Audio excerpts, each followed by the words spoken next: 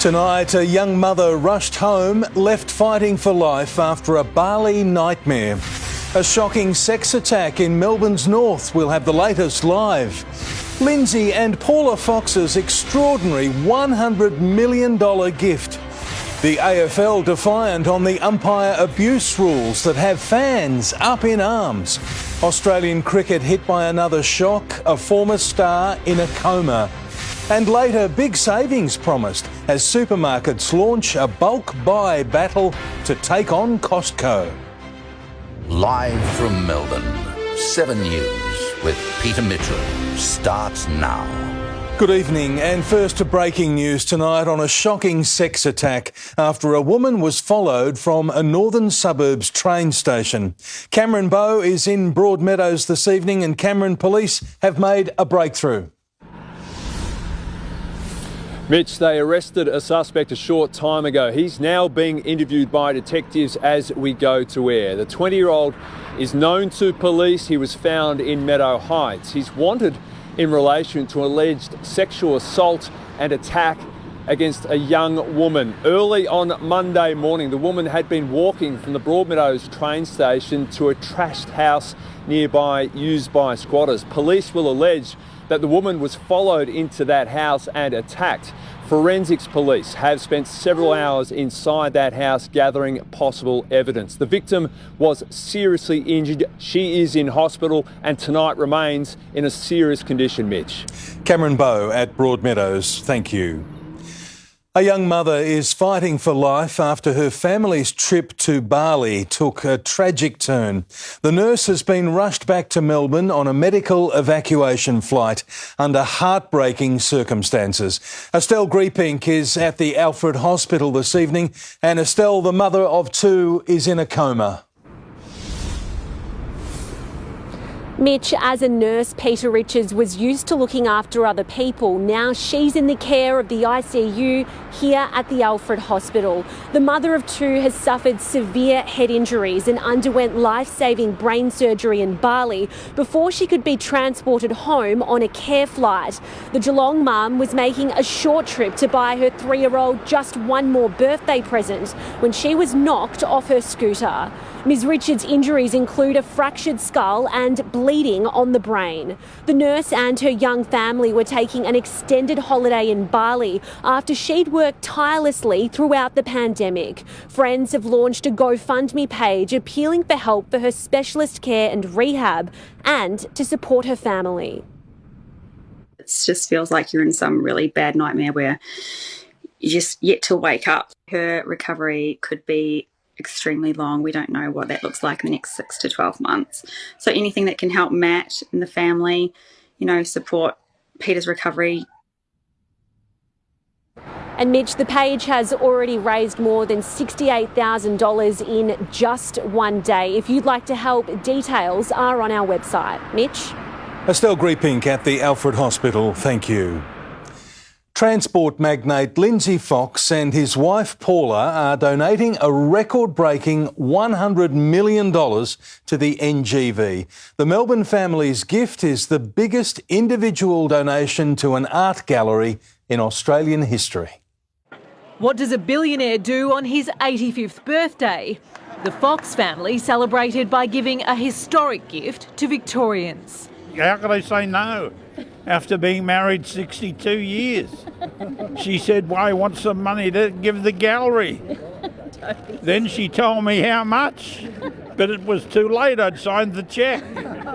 A cheque for $100 million towards Australia's largest contemporary art gallery. The Lynn Fox Logistics chairman says wife Paula is the driving force. They couldn't have got it out of me. It's going to add so much to Victoria, which we do love the state. And I think it's lovely to give back. This is the single biggest donation for a capital project to go to an art gallery by a living donor in Australia's history. In recognition of the family's extraordinary generosity, the new building will be named the Fox NGV Contemporary. It helps to cement us as a cultural leader. It helps us with cultural tourism. What the Fox family are doing, Paula and Lindsay, is making art accessible to everybody. The building will be part of the state government's $1.7 billion South Bank Arts Precinct transformation. The NGV is calling on other generous philanthropists to contribute to the project. The director says it's running an ambitious fundraising campaign to ensure the new gallery can open in 2028. When I asked would he do it, he didn't hesitate. I just hope that I'm here to see it finished. Jade Vincent, 7 News. Magnificent generosity. The AFL is doubling down on its crackdown over umpire abuse, warning players that all dissenting behaviour will be punished. The threat comes after a weekend of controversial decisions and a fierce fan backlash.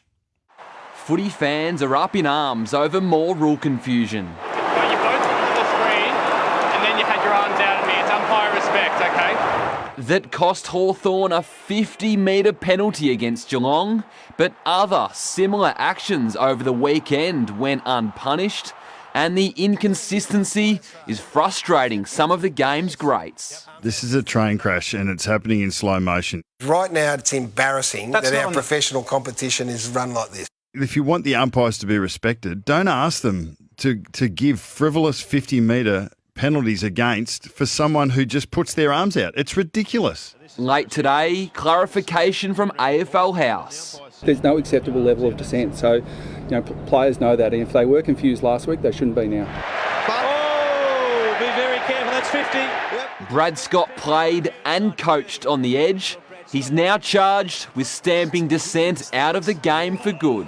I think anyone who goes to a community game of football and sees 12, 13, 14, 15-year-old boys and girls umpiring and copying abuse on the field from players and supporters alike is not acceptable.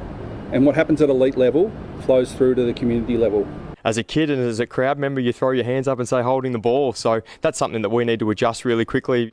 Veteran whistleblowers are divided on whether this latest crackdown is doing more harm than good at grassroots level.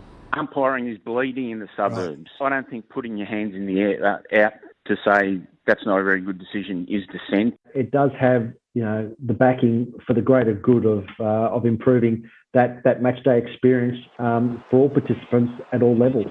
Mitch Cleary, 7 News. The federal election campaign is getting nasty, with both leaders trading personal insults. But a new poll shows the major parties are struggling to attract undecided voters, who are increasingly turning to independents. Accused of being a low-altitude flyer so far in this campaign, Anthony Albanese fires up. Well, I've been underestimated my whole life. As the leaders go for each other's throats. Anthony Albanese needs to come clean on this. This is a government that struggle with the present and don't learn from the past. On opposite coasts, launching cross-country scare campaigns, visiting a factory making electric vehicle recharging stations. Oh, there you go. I'm Anthony. Anthony Albanese again claiming pensioners will be forced onto cashless welfare cards. The Labor Party should stop frightening pensioners. It is an out-and-out disgusting lie. If they want to really rule it out, they will support our policy, which is to abolish it. And the government launching front-page attacks on Labor's $76 billion renewable energy plan, claiming it'll increase power bills by more than $560 a year. This happened. This happened. It's no scare campaign, it's a reality. Rubbish, says Labor, claiming its improvements to the grid increase renewable energy generation in the regions, support for electric vehicles and rollout of 400 community batteries will decrease power bills by $275 a year. Angus Taylor has added fuel to the bin fire of lies that this government tells about renewable energy. Voters have marked Anthony Albanese down after his disastrous first week of this campaign, although Labor retains an election-winning lead as it calls upon the services of a respected party elder to help get the campaign back on track. Former Foreign and Defence Minister in the Rudd-Gillard years, Stephen Smith, a key strategist in Labor campaigns since 1987, flown in from Perth to help reset Mr Albanese's campaign. As news poll shows Labor still leading 53-47 after preferences, although both sides' primary votes down 1 point and Scott Morrison ahead 44-37 as preferred Prime Minister. Poll showing 29% of people supporting independents or minor parties, bringing this warning. A vote for those independents is a vote for chaos in our parliament. And if he needs them to form minority government, I won't be doing any deals with independents. Firing up his troops in Perth, Team, how good is this team? knowing they'll need to be very good to hold all their seats. Mark Riley, 7 News. The Premier has declared Victoria's COVID peak has passed and isolation rules could be scrapped very soon. But business groups are begging the government to make the change now as workplaces face critical staff shortages. The Premier touring a new drug and alcohol facility today in Wangaratta. Hello, how are you? Daniel Andrews wouldn't put a date on scrapping isolation rules. When it comes to the timing, one answer was on repeat. I think you'll see some movement there very, very soon. You'll see the Health Minister make some very positive announcements very, very soon. As I just said, you'll see some announcements very soon. He did confirm the worst is over. The 7-day average, very pleasingly, is coming down. So that says to me, I'm not a scientist, I'm not a doctor, I'm not the Chief Health Officer, that says to me that the peak has come and gone. Victorian business groups want the change now, and they've joined forces with their New South Wales counterparts to put pressure on both governments. In Victoria, we want to see masks come off so at least we get in sync with where New South Wales are, and then together the two states take that step to remove the isolation requirements. We need to have sensible requirements around isolation, and if you test negative and you don't have symptoms, you should go back to work. The state government is also being pressured to fix the elective surgery wait list. The Australian Medical Association says despite a $1.5 billion funding boost to clear the backlog, urgent operations are still being delayed. It's going to take years, in our view, to really catch up. And I think everyone needs to be quite realistic about just how long it is going to take and what extra investments are needed in hospital. Chanel Vella, 7 News. Overseas now, Ukraine says Russia has begun a brutal new assault in the country's east. President Zelensky says the battle for Donbass is underway after Russia rained missiles down on multiple cities in preparation for phase 2 of its campaign. The first lethal strike on Ukraine's most westerly city. At least 4 rocket attacks, 7 dead, more wounded, including a child. Russia says it's targeting weapons stockpiles. Ukraine says this was a car garage, fitting tyres. It seems like the enemy is getting wilder, and the number of hits on civilians will increase. Hits now headed east. A Russian onslaught Ukraine warned was coming. President Zelensky told his country the Battle of Donbass has begun. It's a huge swathe of eastern Ukraine right against the Russian border, regions like Donetsk and Luhansk, already controlled by Russian-based separatists, close to the battered city of Kharkiv, and includes Mariupol, a symbol of human suffering in this war. Ukraine's military released these pictures to show it's still defending Mariupol, refusing to surrender the critical port city, even as its last remaining stronghold, the steel plant, burns. More strikes in the northeastern city of Kharkiv, where the air raid sirens are a constant reminder of a war not of Ukraine's making. We've come to a suburb getting hammered by Russian artillery and missile strikes. The border is just a 25-minute drive away, but the front line is a lot closer. Johan lives here with his girlfriend. How do you feel about living in this area? Because this is... You hear that a lot. Yeah. The Russians have a history of bombing churches and hospitals, and here they have a perfect target. In this part of Kharkiv, you've got an Orthodox church here, and then this building up here is a children's and maternity hospital. While the authorities constantly remind people to stay under cover, they need food, and these folks have to rely on charity. They live on handouts of bread and basic goods. While Ukraine relishes its victories, these, the first unverified pictures of a key Russian ship, sinking. They are living through a war that, for the moment, sees no end. And Jeff Parry joins us now from Ukraine's northeast. Jeff, people there are now bracing for the full force of this new Russian onslaught.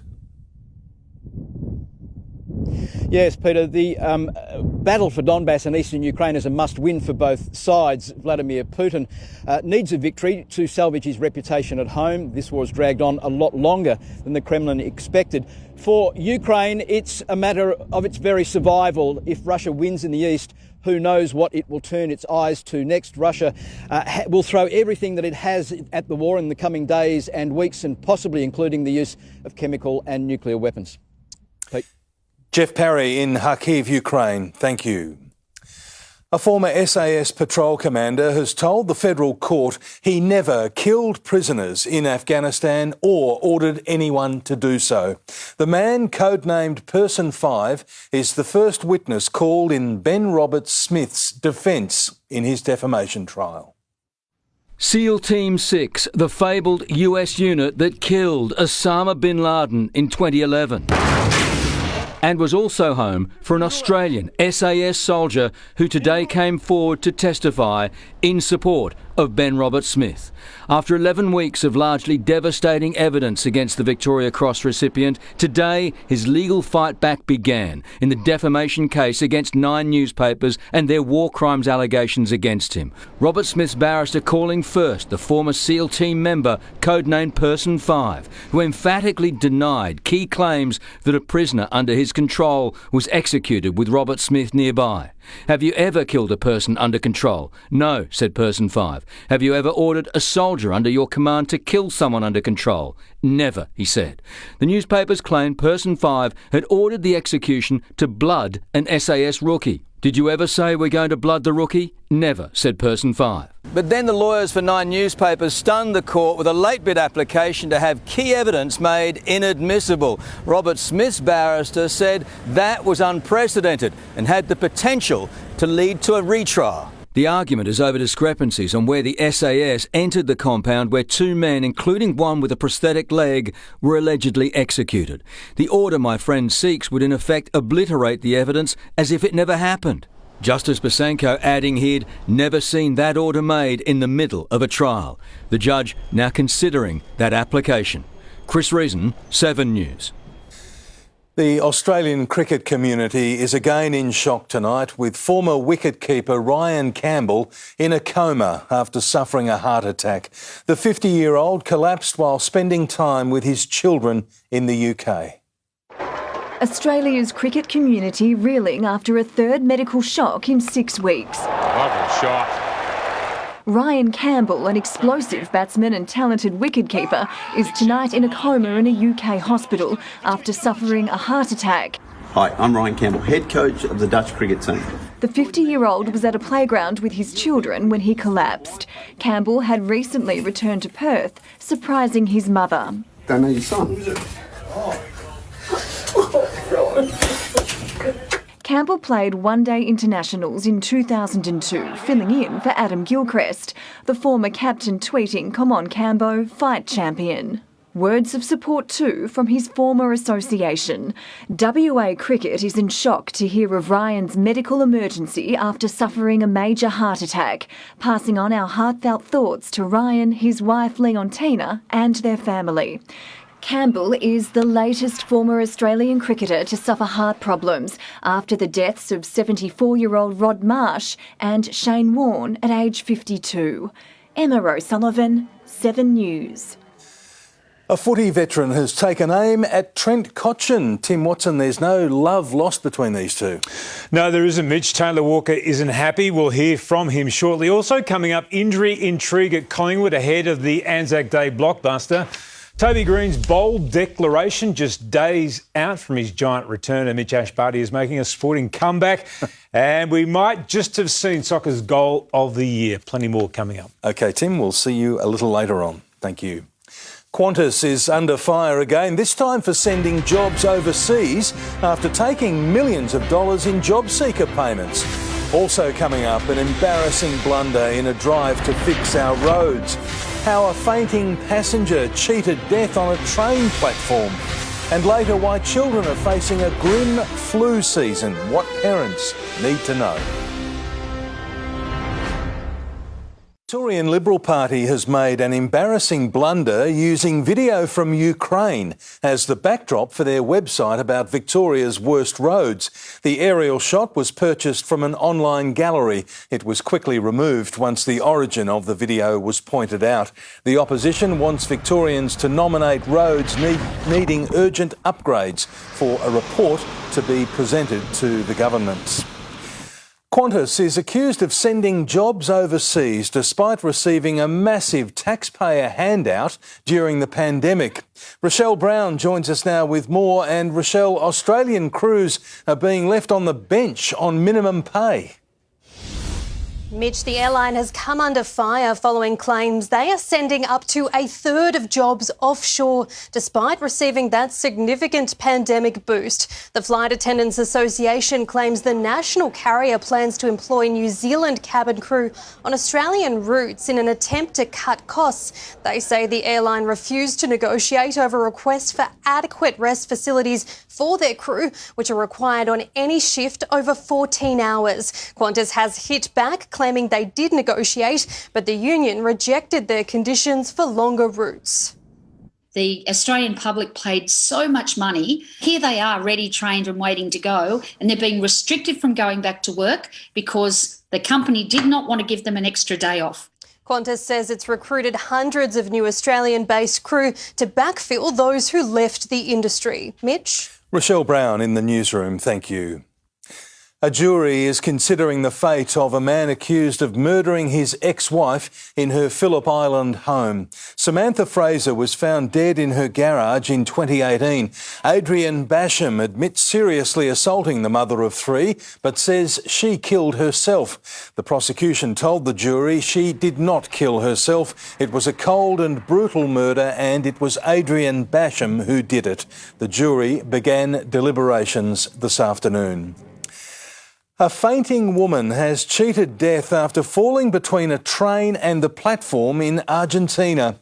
Witnesses sprang into action, dragging her back onto the platform as paramedics arrived. The woman suffered a sudden drop in blood pressure and doesn't remember falling. Australia's team at the Invictus Games has described winning medals as life-changing. Prince Harry is staying the week in the Netherlands to watch the war veterans compete. Wherever you are in the world, there's something about Australians that just stands out. Here at The Hague, it's not the green and gold, not the accents, not the chants. It's moments like this. It's the attitude, the grit, shown by people like Emma Murford. This is her, sprinting in her 7th, maybe 8th event. She's losing count. That is one of the finishes of the Invictus Games. No longer defined by her injuries, but her winning attitude. I felt like I was on top of the world. It was really exciting. Then you've got blokes like Stephen James, who 22 years ago was critically injured, who last year lost 2 family members and his dogs, who at times didn't feel like facing the world. Quite difficult. I really did want to pull out many times. Instead of wanting to win something, I just wanted to go through this and be happy. There are 32 Australians competing here at The Hague, and just like Wilco, who's flying past me now, each of them are competing in multiple events. Medals, no medals, it really doesn't matter. At the Invictus Games, you're a winner the moment you show up. In The Hague, Tom Hartley, 7 News. Back home, we've had a cold and wet Tuesday. Jane Bunn joins us now. And Jane, we certainly needed the umbrella today. Mitch, the city has recorded 35 millimetres of rain since it began early yesterday. The rain intensified again overnight before easing for most during the morning while soaking the southwest. After that, there was more to come this afternoon. It only slowly dries up this evening. The cloud was as low as the ground at times, so it started on 15. It only rose to 15.8. That makes it our coldest day since mid-November. Settle in with the fire. I'll have more after sport, Mitch. We needed a drop, didn't we? Thank you, Jane. Victorians can now get urgent medical care without leaving home. It's the system connecting patients to emergency department doctors within minutes. And it's just coming online across the state. That exclusive report is next on 7 News. Also ahead, truck crash chaos in South Melbourne. Baby heartbreak for a soccer superstar. And the supermarket plan to deliver jumbo-sized savings and give Costco a run for its money. 2 people are in custody after a loaded gun was discovered in a car after a crash at Port Melbourne. The blue sedan was stationary when it was hit by another car on Todd Road. The man and woman inside the sedan ran away but were arrested at a nearby bus stop. A police search of their vehicle found the gun and a knife. In an Australian first, all Victorians can now access urgent medical care from their own home. A trial of a virtual emergency department at the Northern Hospital is being expanded statewide. ED treatment in your living room. To be able to talk to a doctor immediately on site before I went anywhere was very reassuring. With hospitals overflowing and ramping causing long ambulance delays, a new virtual emergency department developed by Northern Health is cutting through the queues. Parents love not having to bundle 3 children into a car at 9 o'clock at night and come and sit in a busy emergency department to access that advice. At the click of a button, Victorians can be connected to an emergency triage nurse from anywhere in the state. Is that chest pain worse when you take a big breath in? And within minutes, they're speaking with a doctor. We've had a massive spike in patients, so we're seeing anywhere between 150 to 200 patients a day. If the team decides they need to be admitted, they'll go straight through to the appropriate department. If they need x-rays, tests, medication, these can often be arranged locally.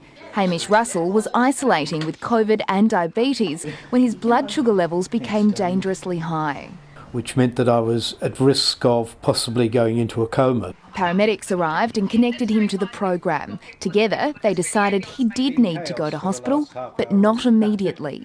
It was just fantastic to be able to relax and know that he was in safe hands. A transfer vehicle was arranged, freeing up the ambulance crew. What that means is then there's more ambulances on the road. Lesser ambulances held up at hospital. The team at Northern Health have already treated around 18,000 patients virtually. Of those, they've been able to prevent about 3/4 of them from having to go into hospital, taking a huge amount of pressure off physical emergency departments. We can actually see that this is taking off some of the burden down in ED. Doctors and nurses can also work remotely, so all those staff isolating can get back to work. Tapping into a workforce that otherwise wouldn't be working. It's been such a success, the state government's committed $21 million to make it available to everyone. This is the future of telehealth and emergency medicine coming together, helping lengthy waiting room delays become a thing of the past. Christy Cooper, 7 News. Yet another truck driver has misjudged the height of a Melbourne bridge. This truck hit a railway bridge on Ferrars Street in South Melbourne at 7 o'clock this morning. The driver wasn't injured, but the crash caused delays for the morning peak as emergency crews worked to clear the scene. Overseas, the newborn son of soccer superstar Cristiano Ronaldo has died. The Manchester United player revealed in October that he and his girlfriend were expecting twins. In a social media post, the pair announced their baby boy had passed away, calling it the greatest pain any parent can feel. They say the birth of their baby girl is giving them strength. Americans will no longer be forced to wear masks on planes. A judge in Florida has declared the COVID mandates are unlawful, prompting airlines to make them optional. So this is obviously a disappointing decision. The CDC continues recommending wearing a mask in public transit. COVID case numbers are rising again in the United States. A new front has opened up in the supermarket wars. Coles is taking on Costco by offering bulk buying without the membership fees. Grocery prices are growing, and so are the groceries. Coles has started upsizing, today launching a bulk buy value range. It's another solution to help families to stock up on pantry staples that will help them to feed for weeks and months at a time. Bega peanut butter now comes in a 2-kilo tub for $16.50, the same as 10 average-sized jars, which add up to $32, a saving of 48%. A jumbo 1.3-kilo can of Milo is $16, a bulk saving of 46%. And a kilo of panko breadcrumbs, a 57% saving. It's a head-on challenge to American bulk buy grocery chain Costco, which has now grown to span 13 local stores across Australia, thanks to its popular bulk value sales model. Members pay $60 a year to access its range. At Coles, there's no membership fees. Yet Costco offers more than 4,000 bulk products versus Coles' current 44. If you can store those products safely and you can use them before they deteriorate, it's a great way to save on your weekly food shopping bill. Plenty of retailers offer bulk-sized products both in-store and online, but prices can vary significantly. Experts say checking the unit price, for example per kilogram or per item, can generate real savings. An average family across the year can save upwards of $1,800 on their grocery shopping bill. Gemma Acton, 7 News. Victorians are being warned to prepare for a tough flu season, with children exposed and expected to cop the worst of it. Next, why this year is shaping up as a bad one and what to do about it. Also, the latest on the garbage battle in Melbourne's northern suburbs, and tour plans cancelled as Crowded House is forced into home isolation. Angry garbage collectors have walked off the job for the second time in a week after negotiations with Cleanaway reached a stalemate. Workers say they haven't had a pay rise in almost 3 years. If this dispute escalates, it will mean bins will continue to overflow at a rapid rate. Cleanaway says the strike has not impacted waste collection in the northern suburbs. Australians are spending more now than they did this time last year. Network Finance editor Gemma Acton has more on the markets. Thanks, Peter. Well, a familiar pattern today for the ASX 200, with the index adding 42 points to close at 7,565. It was helped by strength in miners, offsetting weakness in technology stocks. The Aussie dollar is edging higher. It is now buying 73.8 US cents, while oil prices are up after Libya, which has the largest reserves in Africa, closed an oil field due to political protests. And after passing through the worst of the Omicron wave by February, Australians were keen to open their wallets. Total spending rose by more than 7% from a year earlier. The greatest increase was in apparel. We did, however, cut back on our vices. Spending on alcohol and tobacco dipped by 1/10. Peter. Thanks, Gemma. Crowded House has been forced to postpone the rest of its Australian tour after singer Neil Finn tested positive to COVID. The postponed shows include a day on the green at Mount Dunedin in Geelong later this week. But fans don't have to dream it's over, with rescheduled dates to be announced soon.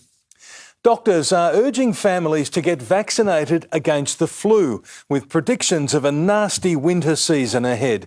Lockdowns and masks mean children will be at risk because of a weakened immunity. Julie Malloy's son, Kobe, caught the flu on a plane when the family flew to Queensland for a holiday. The air hostesses came up to me and they'd noticed that he wasn't breathing properly and said, is he okay? And I said, no, I don't think he is actually. 15-year-old Kobe has cerebral palsy and ended up in hospital for 6 days. The air hostesses made the call to ring an ambulance, and the ambulance was there waiting for us. He got diagnosed with influenza A. The Malloy family get the flu shot every year, but not this year. Kobe is among a rising number of children falling ill. The last few weeks we have seen children needing to come into hospital with influenza, which is something we haven't seen for the last few years. Experts are calling the upcoming flu season aggressive, and doctors are warning parents after 2 years of social distancing and masks, children are now immune naive to normal infections like the flu. If we come into contact with a virus that is more aggressive at a time when we've got less natural immunity, then we can expect to have some very serious infections. Experts say the only protection is the vaccine. The vaccine is recommended for children as early as 6 months, and it's free under the National Immunisation Program. This mother of two didn't hesitate. I really want my kids to get a vaccine before they get back to school and give them more protection. Ellie Wicks, 7 News. Sports next with Tim Watson, and Tim, Ash Barty is making a sporting comeback. Mitch, her retirement didn't last long, did it? We'll have the details next. Also, there's breaking news on an AFL star taking time away from the game, plus injury drama at Collingwood ahead of the Anzac Day blockbuster. Tex Walker tees off at Trent Cotchin as footy's bad boy vows to make amends. Why these athletes are carrying the weight of a nation, and the goal already being hailed the best of the year. Welcome back. We begin with breaking news on a Premiership Bulldog. Details are just coming through to Mitch Cleary. And Mitch, Lachie Hunter's immediate playing future is under a cloud tonight. Well, Tim, the club has just confirmed the former vice-captain is taking indefinite leave from the club to deal with what they've described as personal issues. Hunter did take leave from the club in 2020 before returning. His latest break coming after he was the centre of a selection storm in round one, dropped, then reinstated to the team. He's played all 5 games to date this season. Meantime, there's yet another injury setback for a key Magpie. An early exit from Pies HQ today. Finger surgery ruling fullback Jordan Ruffhead out of Anzac Day. His latest hiccup after summer shoulder troubles. Jeremy Howe missing training with illness, but cleared of hand damage as Mason Cox fights to keep his spot. And Beau McCreery eyes a return.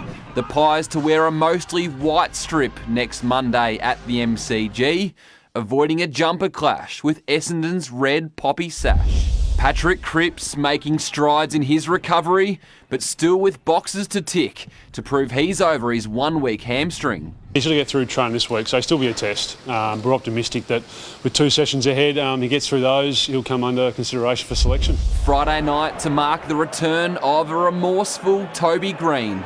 After his 6-match suspension for umpire contact, the forward to play his first match as Giants co-captain. What happened last year was a big stuff up. There is lots of little things that I do and that I have been working on, and I'll continue to work on. GWS facing a Saints side forced to put Zach Jones's return on hold by at least a week, the latest at Moorabbin to enter COVID protocols. And fans will be able to get their hands on the AFL's first non-fungible tokens in coming weeks, known as NFTs. It's the online version of a trading card or piece of memorabilia. The league signing a 5-year deal with Animoca Brands.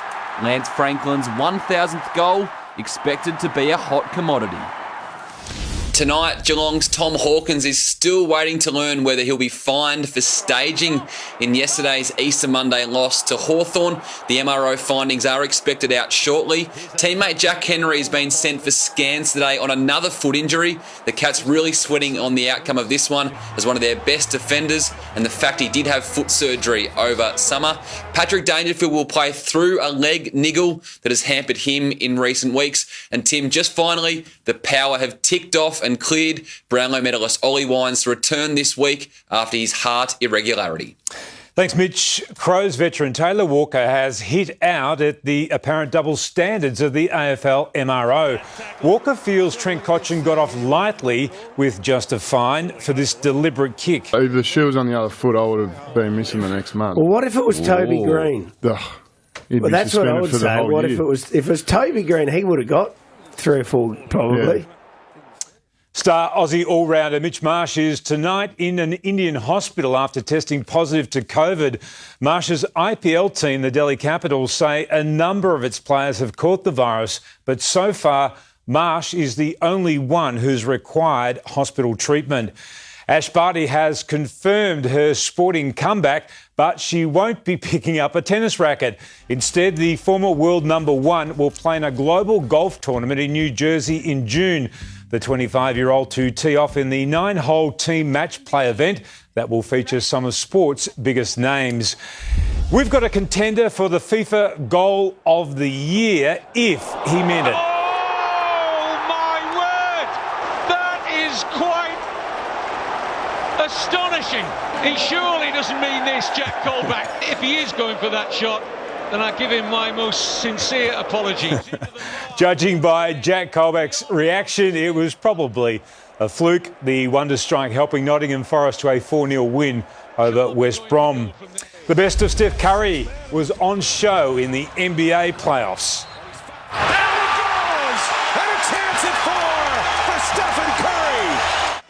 He scored 34 points in a fiery win over Denver as Golden State took a 2-0 series lead.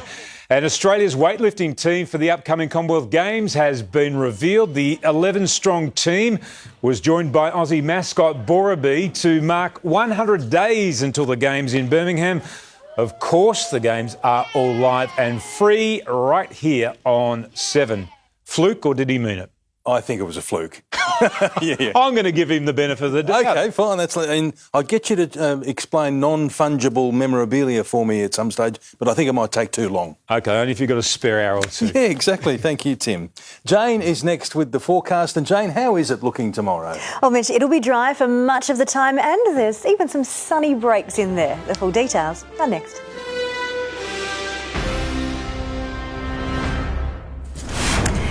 Tonight on the latest from 7 News, our political panel goes head-to-head on the big issues of the election campaign. We look at the rise in so-called green gigs and updates on the battle for eastern Ukraine as we get them. Join me for those stories and every breaking development tonight on the latest.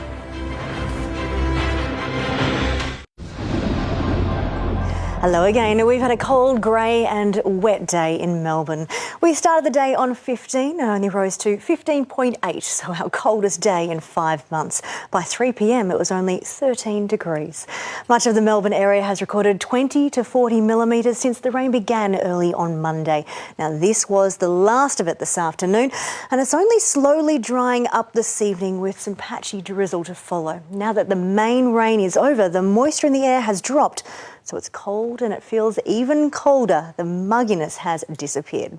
Areas north of the ranges had big falls overnight, over 50 millimetres since Sunday. Today it is spreading eastwards while only very slowly clearing from the west. There were a few standouts. Tatura's 43 millimetres, the biggest one-day April rain in 74 years. Echuca's 36, the highest in 63 years. Now this is all very slowly moving eastwards with a trough line. So it was colder in Mildura than it was in Orbost. The slow movement of that trough and the feed of tropical moisture has brought us this soaking rain. The trough moves away tomorrow, but instead we'll have a cold front just clipping the south. So the rain keeps going in the east overnight. It'll finally clear there tomorrow morning. The cold front, it doesn't do much. It's just a millimetre or two more in any showers that hit the southwestern half. Now that continues in the south on Thursday, but after that we should have a stretch of fairly nice weather. There's no more heat. We have cold mornings, but the days look quite pleasant on Friday and across the weekend. If you're after some follow-up, our next rain could develop in the northwest of the state early next week. Around the nation tomorrow, Sydney only sees a bit of light rain from this one overnight. This is an inland system, not an east coast one. They are sunny again tomorrow. Showers are passing through the southeast. To Victoria, after all that rain, there is patchy fog tomorrow morning as the last of the rain clears the far east during the morning. To follow, just isolated showers for the southwestern half in a mix of sunshine and cloud. Temperatures are rising a few degrees, but the warmth of the weekend is long gone. Now winds are west to southwesterly. Closer in, all dry at first, then showers pass through late morning, afternoon, evening. They'll be most frequent over eastern suburbs. So this is very different to what we had today. It's hit and miss activity. And there's even some sunny breaks in there. So there's the odd shower, but it's dry for much of the time. We should rise to 19 in the city. To the 8-day outlook, the leftover showers could be quite drizzly during the morning on Thursday. They should clear up by lunchtime, but it is a cooler top of 17 and it does look quite cloudy for the afternoon. The cold nights are with us for Friday and Saturday mornings, just 9 degrees in the city, much colder in outer suburbs. But through all of this stretch here, it's a mix of sunshine and cloud. Some of those days could be quite sunny indeed, and we're not done with 20s. We'll see some of those next week. 19 tomorrow, sunny breaks and dry for much of the time, so very different to today. But there are showers passing through. Nothing like today, Mitch. Pretty good outlook all in all, isn't Indeed. it? Thank you, Jane. Now here's what's on Sunrise tomorrow. Thanks, Mitch. Tomorrow on Sunrise, turn a dash cam disaster into a massive discount. How the tiny recording device can reduce your insurance premium in an accident. Plus, the events capital is alive again. The plan to make sure Melbourne is ready for massive crowds. See you in the morning. And that's the way it is this Tuesday, the 19th of April. Thanks for your company. For now, from the 7 News team, good night.